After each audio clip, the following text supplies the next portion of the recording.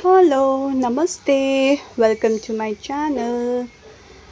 र आज चाहिँ हामी फेरि बाहिर जाँदैछौँ।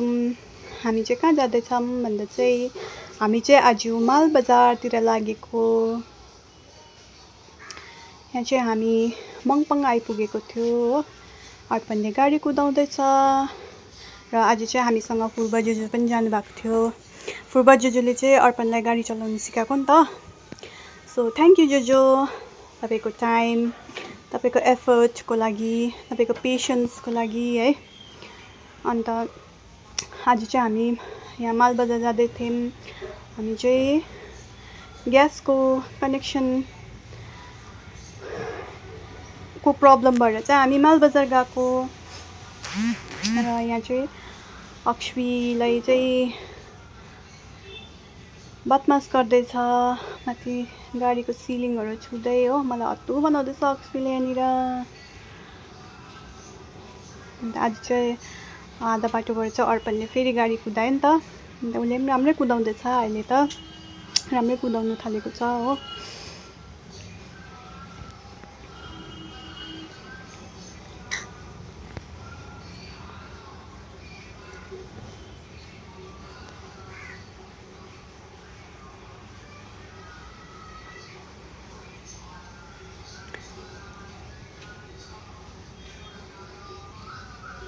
यहाँ चाहिँ हामी काम सकेर पनि फर्किँदै थियौँ। हामी फर्किँदाखेरि चाहिँ गाजलडोबाको बाटो फर्क्यो नि त।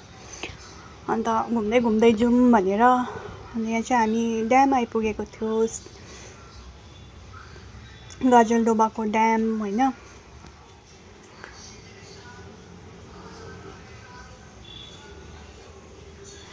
अन्त यहाँ एकछिन निस्केर हामी यहाँ एकछिन हेरेर घुमेर जाउँ न भनेर चाहिँ यहाँ बाहिर निस्केको थियो हामी यहाँनिर। अन्त पर ड्याम भएको ठाउँमा जाँदै थिएँ हो। घाम चाहिँ यस्तो डरलाग्दो लागेको थियो। आज चाहिँ टनटनाटन गरम थियो आज चाहिँ हो। नेपाली चाहिँ त्यस्तो गरम लागेको छैन नि त सिलगढीमा पानी परेकोले। तर आज चाहिँ पुरा गरम थियो, घाम मजाले लागेको थियो नि त।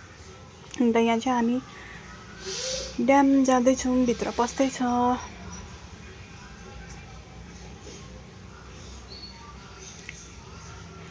यो चाहिँ हो टिस्टा रिभर।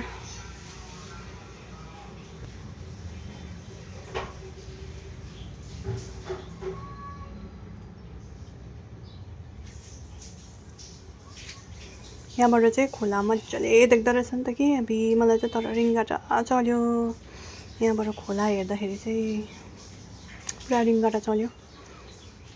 अन्त यहाँ चाहिँ बोटिङहरू पनि हुँदो रहेछ हो। कस्तो मजाको देखिरहेको छ। बोटहरू पुरा थियो। बोटिङ गर्नु मन छ भने बोटिङ गर्दा पनि हुन्छ, तर हामीले चाहिँ गरेनौँ।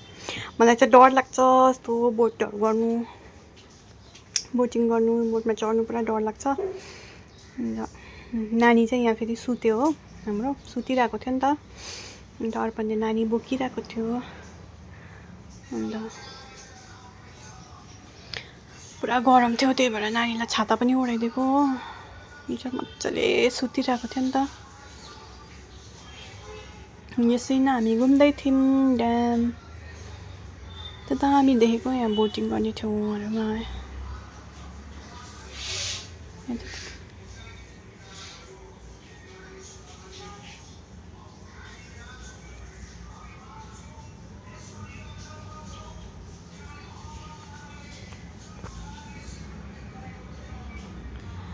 अलिक पर गएर चाहिँ यहाँनिर फुड स्टलहरू पनि राख्दो रहेछ नि त। यस्तो प्रनहरू, फिसहरू, फ्राईहरू, फिस फ्राईहरू पाउँदो रहेछ। अन्त हामीले चाहिँ प्रन र त्यो फिस फ्राई खायौँ यहाँनिर एकछिन बसेर हो।